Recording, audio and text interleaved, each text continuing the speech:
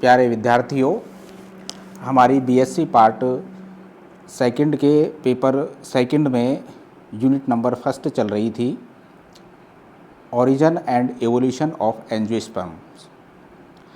पूर्व के वीडियो में हमने एंजियोस्पर्म के उद्भव और विकास के बारे में पढ़ा। अब हम यहाँ पर आज आदिम आवर्तबीजी पादप रेनेल्स जो ऑर्डर है उसका अध्ययन कर रहे हैं और इसके अंदर आने वाली जो फैमिलीज हैं उनको हम देखेंगे। यहाँ से 5 नंबर का क्वेश्चन पूछा जाता है अधिकतर, और वो सीमित क्षेत्र है या तो रेनेल्स ऑर्डर है, इसकी लाक्षणिक विशेषताएं पूछ ली जाती हैं, या इसकी 2 फैमिलीज जो हैं, एक मैग्नोलिएसी है एक रेननकुलेसी है, ये 2 फैमिलीज हैं, इनके ऊपर टिप्पणी लिखवा ली जाती है। चलिए सबसे पहले हम बात करते हैं रेनेलीज के लाक्षणिक लक्षण, कैरेक्टरिस्टिक्स फीचर्स ऑफ रेनेल्स। स्वभाव शाकीय होता है, काष्ठीय भी हो सकता है। मैग्नोलिएसी जो फैमिली है मैग्नोलिएसी, उसके पौधे काष्ठीय होते हैं, यानी ये हर्बेशियस भी हो सकते हैं और वुडी भी हो सकते हैं। वृक्ष के रूप में भी ये मिलते हैं, और कठलताएं के रूप में भी ये मिल सकते हैं। स्तंभ में संवहन पुल अधिकतर बिखरे हुए होते हैं।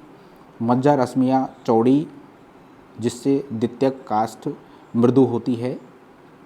पत्तियाँ एकांतरित, सैब्रंत, एक्स स्टिपुलेट, अन्नूपर्णी, सरल अथवा विभाजित, और विरल रूप से अपोजिट भी मिल सकती हैं।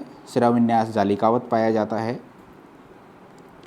पुष्पांगों में मुख्यतः पुंकेसर व अंडकों की संख्या जो होती है वो असंख्य हो सकती है। दलपुंज व बाह्य दलपुंज प्राय अविभेदित होते हैं, अर्थात उनकी जगह पर परिदलपुंज हैं वो पाए जाते हैं। पुष्पासन पर जो पुष्पांग हैं वो सरिपील क्रम में, अर्धचक्री क्रम में या चक्री क्रम में व्यवस्थित हो सकते हैं। पुष्प द्विलिंगी होते हैं, बाइसेक्सुअल होते हैं, यानी पुमंग और जायंग दोनों उसके अंदर पाए जाते हैं। अधोजायंगी कंडीशन पाई जाती है, और त्रिज्या सम्मित या विरल रूप से परिजायंगी होते हैं। पुंकेसर हमने देख लिया, असंख्य होते हैं और स्वतंत्र होते हैं। जायांक बहुअंडपी और एपोकार्पस मुक्तांडपी कंडीशन में मिलता है। बीज में सूक्ष्म भ्रूण पाया जाता है और भ्रूण पोष है वो अधिक बड़ा होता है, और परागण जो है वो भृंगों के द्वारा इनके अंदर होता है। तो ये प्रमुख विशेषताएं थी जो रेनेल्स ऑर्डर की हैं। अब यहाँ पर जो रेनेल्स ऑर्डर है इसके अंदर कौन कौन सी फैमिलीज पाई जाती हैं, वो अलग अलग जो टैक्सोनॉमिस्ट हैं उन्होंने अलग अलग फैमिलीज को शामिल किया कि, तो अगर सारांश में देखें तो 8 से लेकर के 36 तक जो कुल हैं इसके अंदर शामिल किए हैं। यहाँ पर हम 8 जो कुल हैं वो हमको विशेष रूप से याद रखने हैं, जिनमें विंट्रेसी, मैग्नोलिएसी, एनोनेसी, रेननकुलेसी।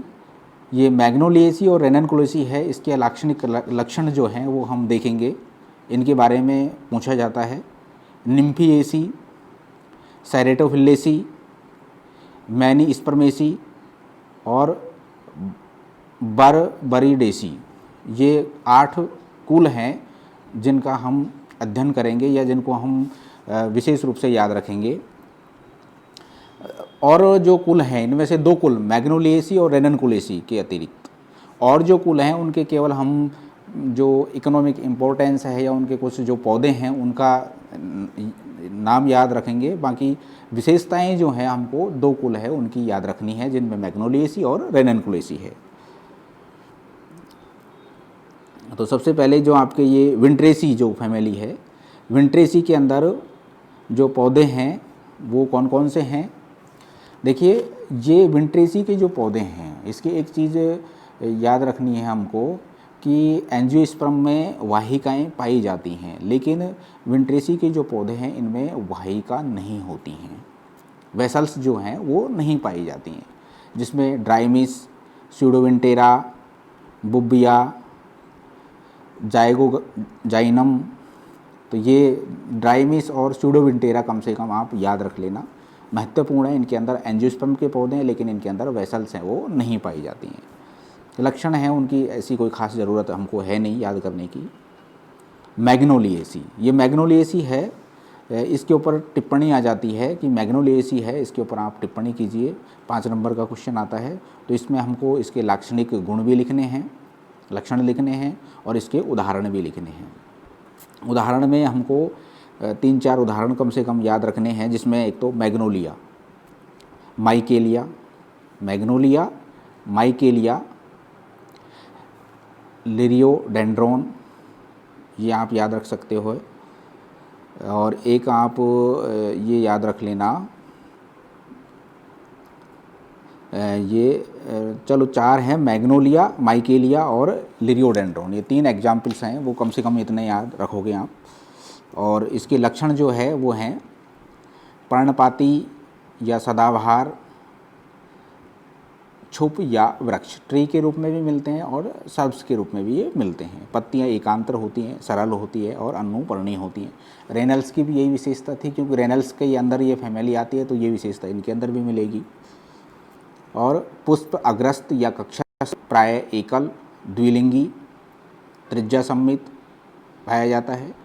पुंकेसर अनेक होते हैं, स्वतंत्र होते हैं और सर्पिल रूप से व्यवस्थित होते हैं। जायांक बहुअंडपी होता है। फल फॉलिकल, बेरी या समारा के रूप में पाया जाता है।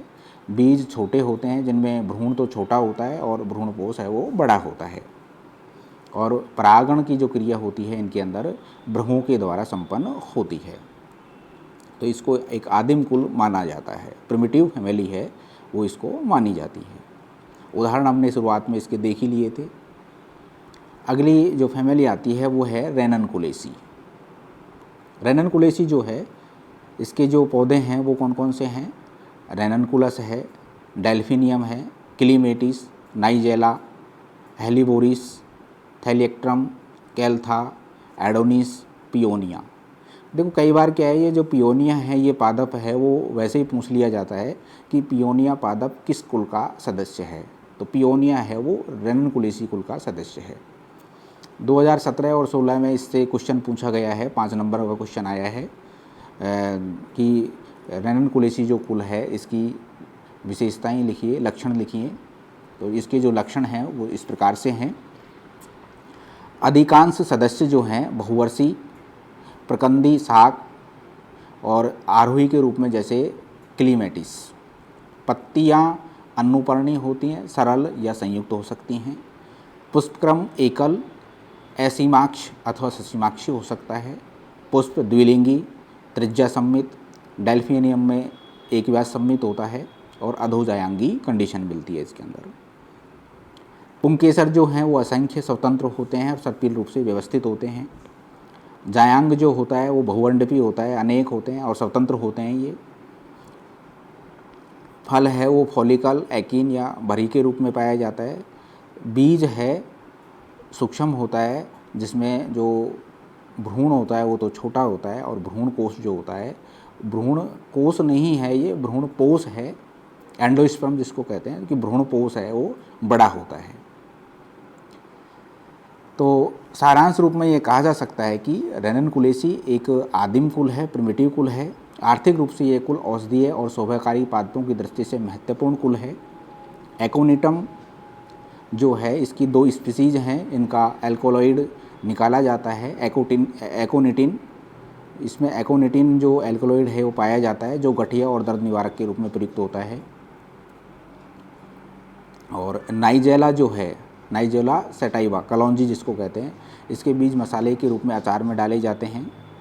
और बाकी इसमें कई पादप जो हैं वो शोभाकारी पादप के रूप में मिलते हैं, जैसे रेननकुलस जिसको बटरकप बोलते हैं, डेल्फिनियम जिसको लार्क सपर कहा जाता है, क्लीमेटिस इसको आप याद रख सकते हो, तो ये पौधे हैं जिनका शोभाकारी के रूप में उपयोग किया जाता है।